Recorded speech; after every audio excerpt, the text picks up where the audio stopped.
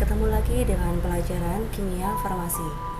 Jika pada pertemuan sebelumnya kalian sudah mempelajari mengenai termokimia, nah pada pertemuan kali ini kalian akan belajar mengenai laju reaksi. Coba perhatikan gambar yang ada di samping. Nah, di sini saya sajikan ada gambar gula pasir dan juga ada gambar gula batu kristal. Bagaimana jika keduanya masing-masing dilarutkan ke dalam segelas air? Nah, tentunya kalian bisa membayangkan ya, gula pasir akan lebih cepat larut dibandingkan dengan gula batu kristal. Hal ini menunjukkan adanya perbedaan kecepatan dalam melarut dan tentunya ada faktor-faktor yang mempengaruhinya. Nah, berbicara mengenai kecepatan, nah ini ada hubungannya dengan yang namanya laju reaksi. Sebenarnya, apa laju reaksi itu sendiri? Laju reaksi adalah perubahan konsentrasi zat per satuan waktu. Jika saya memiliki reaksi sebagai berikut ya, jadi di sini saya memiliki reaktan A dan B bereaksi menghasilkan produk C dan D, di mana koefisiennya A yaitu yang saya lambangkan huruf A kecil, koefisiennya B yaitu huruf B kecil, dan koefisiennya C yaitu huruf C kecil, sedangkan koefisiennya D yaitu huruf D kecil. Nah, di sini kita bisa memformulasikan ya untuk laju masing-masing dari reaktan dan juga produknya. Nah, ini jadi laju reaksi terhadap A ya dilambangkan di sini adalah perubahan dari konsentrasi A per perubahan waktunya. Nah, di sini kenapa saya lambangkan negatif ya? Karena untuk produk itu semakin lama akan semakin berkurang. Jadi di sini saya tuliskan negatif ya. Nah, sedangkan untuk yang B juga reaktan. Jadi artinya nanti juga bakal berkurang. Jadi di sini formulanya untuk laju reaksi terhadap B yaitu negatif ya, perubahan konsentrasi B per perubahan waktunya. Sedangkan untuk yang C dan D dia adalah produk. Jadi kalau produk itu akan semakin bertambah. Nah, jadi di sini saya tuliskan tandanya yaitu positif. Nah, untuk laju reaksi terhadap C yaitu perubahan konsentrasi C per perubahan waktunya, nah tandanya adalah positif. Begitu juga untuk yang D ya, perubahan konsentrasi D per satuan waktu, tandanya adalah positif. Jadi secara spesifiknya untuk reaktan itu adalah pengurangan konsentrasi reaktan per satuan waktu. Sedangkan untuk yang produk adalah bertambahnya konsentrasi produk per satuan waktu. Nah, kalau andaikan secara spesifiknya kita menuju laju reaksi terhadap A, berarti definisinya yaitu pengurangan konsentrasi A per satuan waktu. Atau jika seandainya kita merujuk pada laju reaksi C, artinya bertambahnya konsentrasi C per satuan waktu. Nah, itu adalah definisi berdasarkan reaktan atau produknya. Nah, untuk perbandingan koefisien ini ya, di sini koefisiennya ada huruf A kecil, B kecil, C kecil, dan D kecil, itu sebanding dengan nilai lajunya. Jadi bisa dituliskan VA banding VB banding VC banding VD sama dengan A banding B banding C dan banding D. Nah, ini saya gambarkan untuk grafik konsentrasi versus waktunya ya. Jadi seiring bertambahnya dengan waktu reaksi, nanti untuk konsentrasi dari reaktannya akan semakin berkurang, sedangkan untuk konsentrasi produknya akan semakin bertambah. Nah, ini grafiknya ya, semakin ke bawah untuk reaktannya karena konsentrasinya semakin berkurang. Untuk produknya konsentrasinya semakin bertambah sehingga grafiknya adalah ke atas. Nah, ini saya berikan untuk contoh soalnya. Diketahui reaksi penguraian nitrogen dioksida menjadi nitrogen oksida dan oksigen. Persamaan reaksinya 2NO2 menjadi 2NO plus O2. Nah, pertanyaannya yang pertama, tuliskan persamaan laju reaksi untuk reaktan dan produk. Yang kedua, jika laju reaksi NO2 sama dengan 4 kali 10 pangkat min 13 molar per sekon, tentukan laju reaksi NO dan O2. Nah, sekarang untuk penyelesaiannya. Jadi yang nomor 1 kita hanya menuliskan formulanya ya.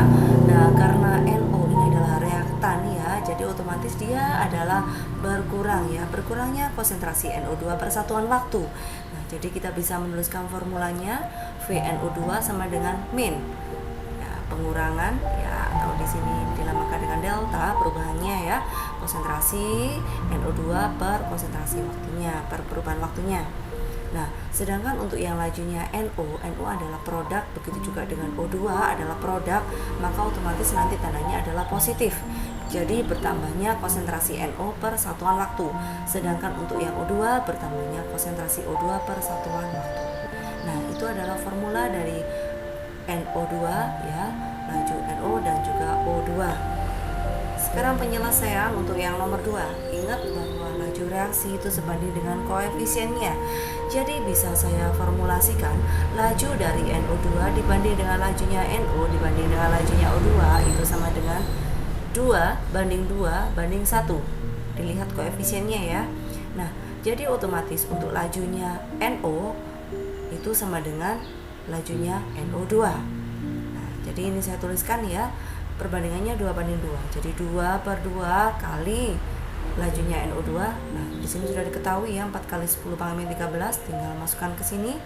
4 kali 10 pangkat min 13 molar per sekon. Hasilnya sama ya, 4 kali 10 pangkat min 13 molar per sekon. Berikutnya untuk yang laju terhadap O2. Karena di sini perbandingan koefisiennya antara O2 dengan NO2 yaitu 1 banding 2, maka kita tuliskan 1 per 2 kali 4 kali 10 pangkat min 13 molar per sekon. Hasilnya yaitu 2 kali 10 pangkat min 13 molar per sekon. Nah, ini tadi contoh-contoh soal terkait dengan definisi laju reaksi. Nah, berikutnya kalian pelajari mengenai teori tumbukan dan energi aktivasi. Berdasarkan teori tumbukan, reaksi kimia akan berlangsung karena terjadi tumbukan efektif antar partikel-partikel yang bereaksi. Semakin sering terjadi tumbukan, maka semakin cepat reaksi berlangsung. Namun, tidak semua tumbukan menghasilkan reaksi. Hanya partikel-partikel yang memiliki energi yang cukup yang bisa menghasilkan reaksi. Berikutnya mengenai energi aktivasi, definisinya adalah energi minimum yang harus dimiliki oleh partikel-partikel yang bereaksi untuk dapat melakukan tumbukan. Semakin rendah energi aktivasi, tentunya laju reaksinya akan semakin cepat. Jadi, supaya nanti terjadi suatu reaksi, maka partikel-partikel dari reaktan itu harus memiliki energi yang cukup, di mana energinya itu harus bisa melampaui energi aktivasinya. Jadi, contohnya saja, seumpama untuk terjadi sebuah reaksi, dibutuhkan energi aktivasi sebesar 1000 Joule, maka untuk reaktannya setidaknya minimum memiliki energi 1000 Joule. Jika reaktannya itu memiliki energi seumpama 800 Joule, maka tentunya tidak akan terjadi reaksi karena tidak bisa melampaui yang namanya energi aktivasi. Karena energi aktivasi ini adalah energi minimum. Seandainya untuk reaktannya itu memiliki energi sebesar 2000 Joule, tentunya reaksi akan berlangsung karena sudah bisa melampaui energi aktivasinya.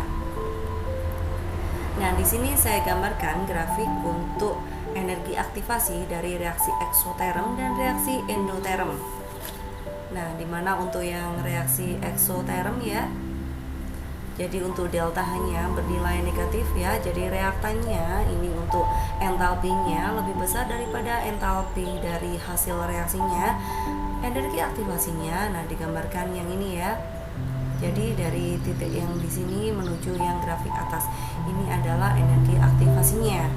Sedangkan untuk yang reaksi endoterm, nah bahwa nilai entalpi untuk di reaksi endoterm, entalpi dari reaktannya itu kurang dari entalpi hasil reaksinya.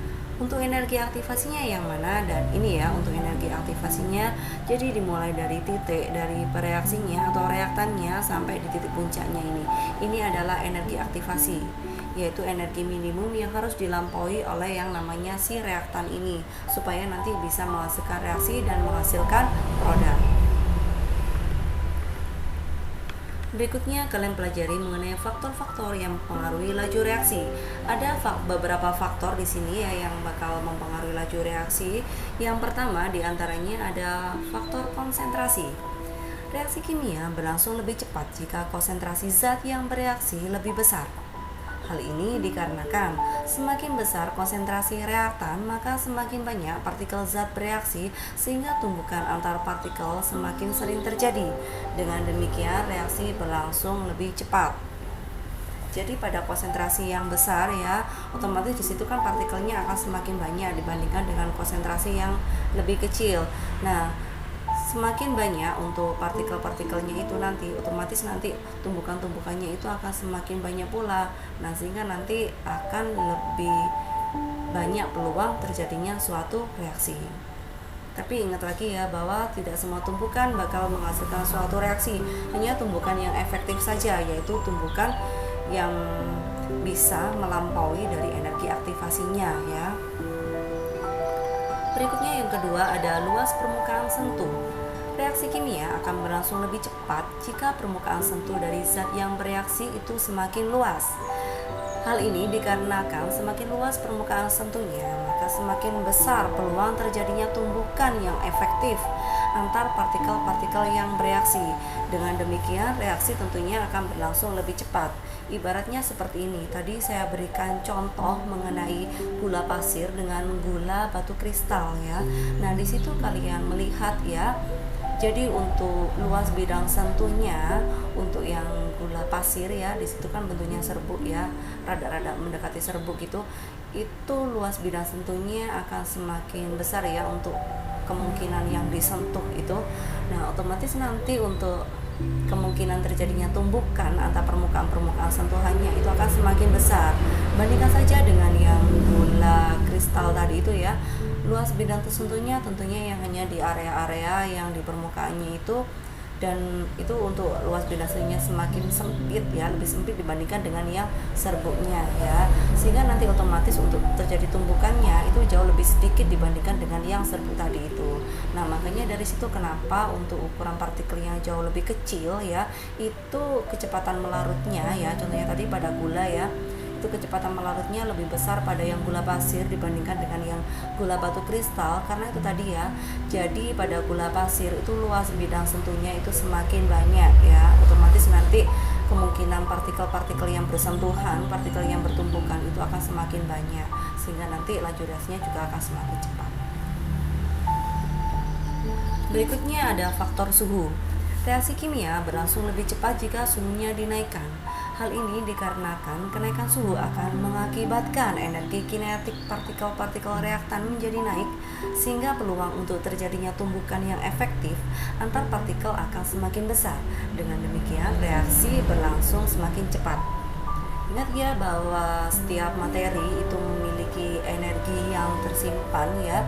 Jadi pada partikel yang diam itu akan memiliki energi potensial ya, sedangkan pada partikel yang bergerak itu akan memiliki energi kinetik.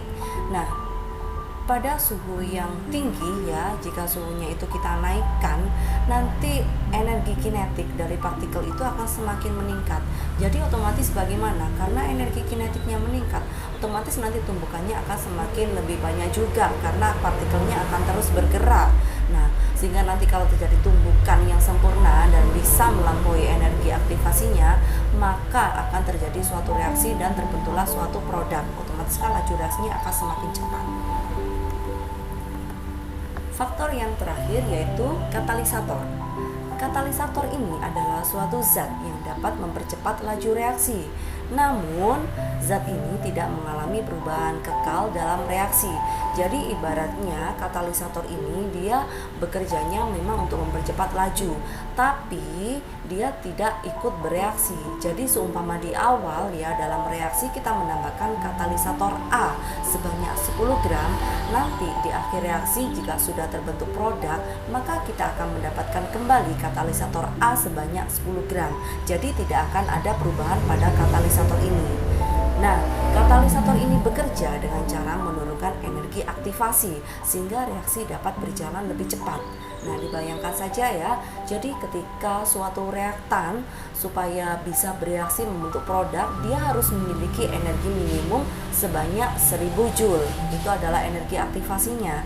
Nah, dengan adanya si katalisator, maka energi minimumnya itu akan menjadi turun, energi aktivasinya ya, semua turun menjadi 500. Sehingga apa? Dengan adanya katalis ini tentunya reaktannya akan jauh lebih mudah untuk bereaksi dan menghasilkan produk ya, karena hanya membutuhkan 500 Joule saja. Nah, ini saya gambarkan untuk grafiknya. Jadi cara kerja dari katalisatornya ya. Nah, di sini saya gambarkan, di sini ada pereaksi atau reaktan ya, yang bereaksi menghasilkan hasil reaksi atau produk. Nah, awalnya itu yang ini ya, yang grafik yang atas yang tidak putus-putus, energi aktivasinya setinggi ini. Bayangkan saja, jadi reaktannya ini harus bisa melampaui energi setinggi ini. Nah, kemudian kita tambahkan katalisator ke dalam sistem ini. Sehingga apa? Energi aktivasinya turun ya, turun menjadi ini ya, E aksen A. Nah, yang grafik yang putus-putus ini ya. Jadi setelah ditambahkan katalisator itu energinya, aktivasinya ya akan semakin turun. Sehingga apa? Reaktan ini akan jauh lebih mudah ya melampaui energi aktivasi, bereaksi menghasilkan produk. Nah, ini tadi ya pemaparan mengenai laju reaksi, di mana di dalamnya kalian mempelajari mengenai konsep laju reaksi, kalian juga mempelajari mengenai teori tumbukan energi aktivasi, dan juga faktor-faktor yang mempengaruhi laju reaksi. Silakan dipelajari kembali ya supaya jauh lebih paham. Nah, saya akhiri pembelajaran hari ini. Semoga ilmu yang saya berikan bisa bermanfaat. Wassalamualaikum warahmatullahi wabarakatuh.